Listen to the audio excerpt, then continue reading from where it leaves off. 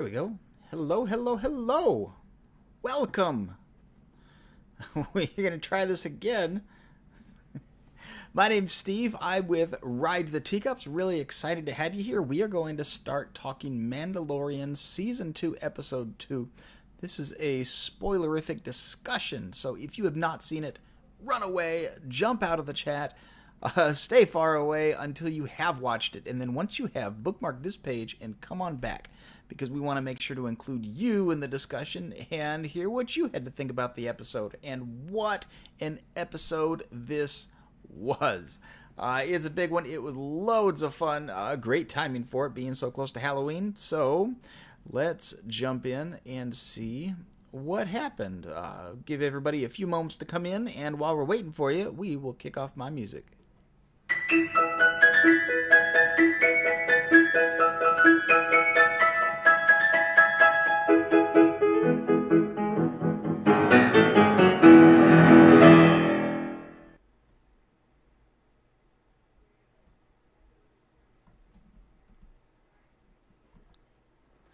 Awesome. Well, again, thanks so much for joining us. We appreciate it. Season 2, Episode 2 was Mandalorian going all horror film on us, which is more than a little bit terrifying.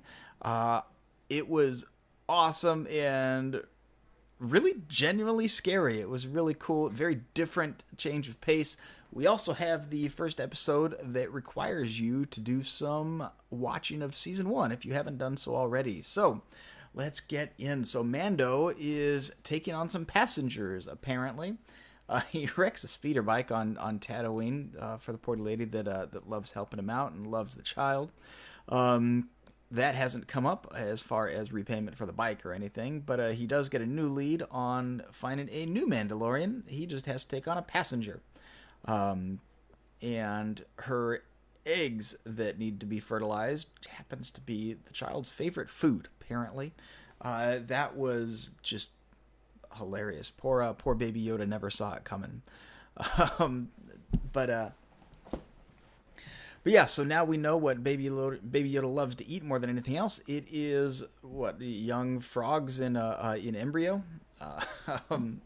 Thought that was just funny. You want to set up some animosity between a frog who is a good shot, by the way, on that blaster, and pitting them against the child. I wonder who's going to end up winning that battle if it ends up coming to it. But Mando, of course, has to take sublight travel to get this frog to her husband so that they can continue their line and move forward with their family. Of course, just like any of us parents, we want to give absolutely anything for our kids whatsoever.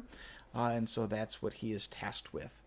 Along the way, he meets up with some rebels and X-Wings who are chatting with him about a beacon, which he needs to have activated and doesn't because he's running around at sublight speed and everybody knows who he is, and trying to keep a low profile, fails miserably during the patrol.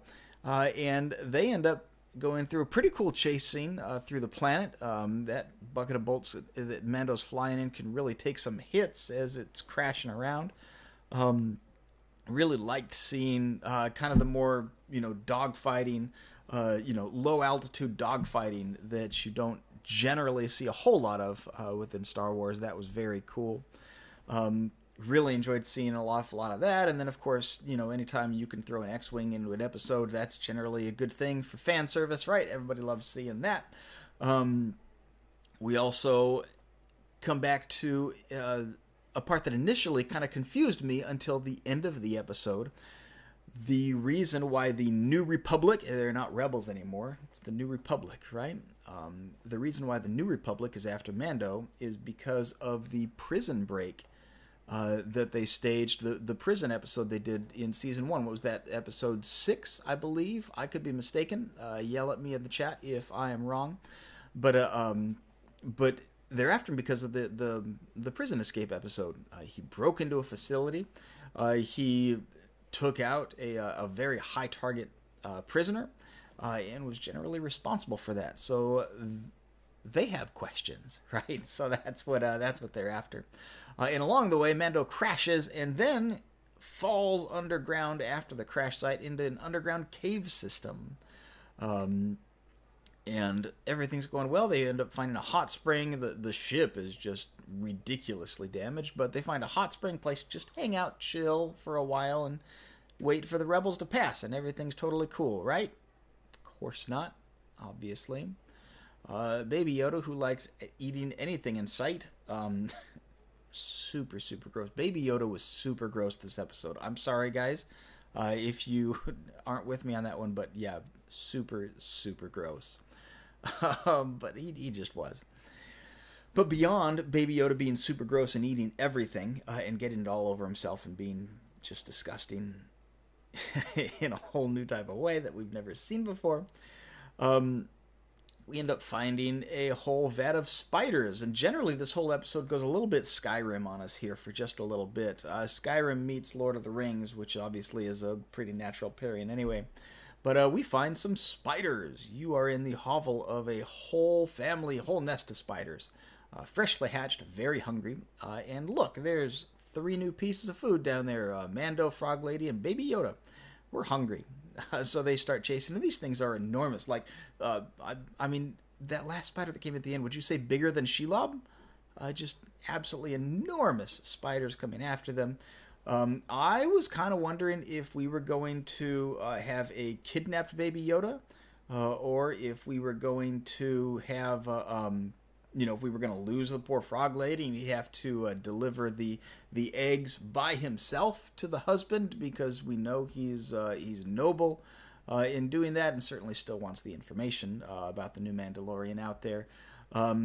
But they do end up somehow bunkered up inside of the cockpit, which they can seal off from absolutely everything else, until the rebels come back and save the day. And their explanation finally kicked off in my brain that they're really after him because of the prison episode from last season, just because of everything they did. So they've decided not to arrest him. They're thankful that he risked his own life to save the Republic. I keep saying rebels. The Republic. What would he be, a warden, I guess? Of the prison from last episode. They don't appreciate it enough to help him with repairs and get him off the big ice planet, but they do let him go, and they tell him to take care of the beacon, but I think everybody knows that's not something that's actually going to happen. Off they go on their merry way. I am very curious if he actually finds a Mandalorian contact, or if the Frog Lady was just really desperate to go sublight to her husband and would say absolutely anything for it. I could kind of see either way, but I think to further the series in a show that really only has, I don't know how many episodes it has. Season 1 was 8, so I'm going to guess roughly the same. He'll probably find something. We know he still has the Boba Fett armor, so I hope he's not just collecting armor from place to place to place. But that's eventually got to come up at some point. His ship is really badly damaged, so we know he's going to be stuck somewhere for a while during repairs. So I would expect to see the next episode fully take place on the planet to where they are going. He also never dropped off Frog Lady, so I would expect that somewhere that family at least kicks off the catalyst for the next one. And I wonder if we're going to see some more, because Baby Yoda did do some snacking. I'm sure Mama has the ability to count her embryos. I wonder if there's going to be some back and forth animosity they're kind of setting up, or if we just like seeing cute Baby Yoda eat really gross things, and that was just its own payoff. You never know. So I think it could go either way. Really curious what your thoughts are. This was a terrifying episode, especially when the spider actually reached through the cockpit glass and knocked it out and nearly took out Mando on either side.